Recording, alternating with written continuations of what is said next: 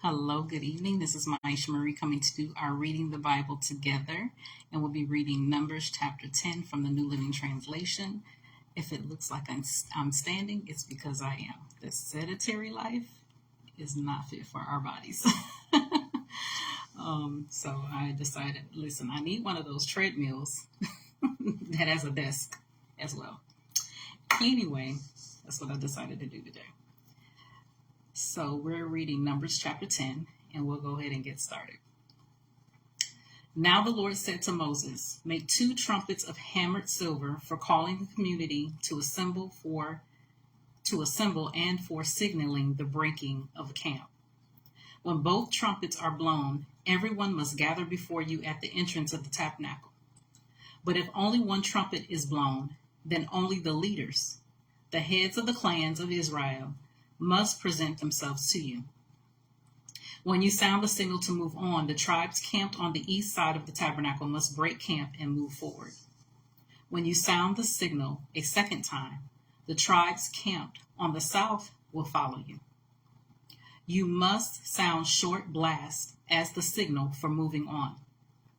But when you call the people to assembly, blow the trumpets with a different signal. Only the priests, Aaron's descendants, are allowed to blow the trumpets. This is a permanent law for you, to be observed from generation to generation. When you arrive in your own land and go to war against your enemies who attack you, sound the alarm with the trumpets. Then the Lord your God will remember you and rescue you from your enemies. Blow the trumpets in times of gladness too, sounding them at your annual festivals and at the beginning of each month. And blow the trumpets over your burnt offerings and peace offerings. The trumpets will remind your God of his covenant with you. I am the Lord your God. In the 2nd year after Israel's departure from Egypt, on the 20th day of the 2nd month, the cloud lifted from the tabernacle of the covenant. So the Israelites set out from the wilderness of Sinai and traveled on from place to place until the cloud stopped in the wilderness of Paran. When the people set out for the first time, following the instructions the Lord had given through Moses, Judah's troops led the way. They marched behind their banner, and their leader was Nahshon, son of Amminadab. They were joined by the troops of the tribe of Issachar, led by Nathanael, son of Zuar, and the troops of the tribe of Zebulun, led by Eliab, son of Helon. Then the tabernacle was taken down, and the Gershonite and the Merarite divisions of the Levites were next in the line of march, carrying the tabernacle with them. Reuben's troops went next, marching behind their banner. Their leader was Eleazar, son of Shadur. They were joined by the troops of the tribe of Simeon, led by Shelumiel, son of Zurishaddai. The troops of the tribe of Gad, led by Elisab, son of Duel.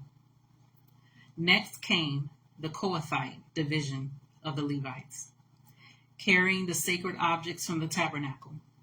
Before they arrived at the next camp, the tabernacle would already be set up at its new location. Ephraim's troops went next, marching behind their banner. Their leader was Elishama, son of Ammihud. They were joined by the troops of the tribe of Manasseh, led by Gamaliel, son of Pedazur, and the troops of the tribe of Benjamin, led by Abidan, son of Gideoni. Dan's troops went last, marching behind their banner and serving as the rear guard for all the tribal camps. Their leader was Ahiezer, son of Ammishaddai. They were joined by the troops of the tribe of Asher, led by Pagiel, son of Okran, and the troops of the tribe of Naphtali, led by Aharah, son of Anan. This was the order in which the Israelites marched, division by division. One day Moses said to his brother-in-law, Hobab, son of Ruel, the Midianite, "We are on our way to the place the Lord promised us, for he said, I will give it to you." Come with us and we will treat you well, for the Lord has promised wonderful blessings for Israel. But Hobab replied, No, I will not go. I must return to my own land and family. Please don't leave us, Moses pleaded. You know the places in the wilderness where we should camp. Come, be our guide. If you do, we'll share with you all the blessings the Lord gives us. They marched for 3 days after leaving the mountain of the Lord, with the ark of the Lord's covenant moving ahead of them to show them where to stop and rest.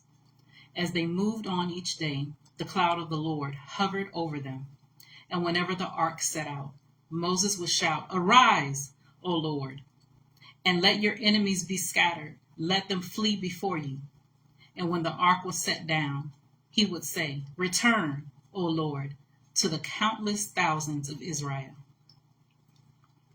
So that was Numbers chapter 10 from the New Living Translation. As always, continue to search the scriptures daily to see what is true. Allow Holy Spirit to be the one to illuminate the word to your heart, to your mind, to your soul, bringing knowledge, understanding, and wisdom, and most of all, revelation of who God truly is, his nature, his character, and how much he truly, truly loves you. You guys take care. God bless, and we'll see each other tomorrow.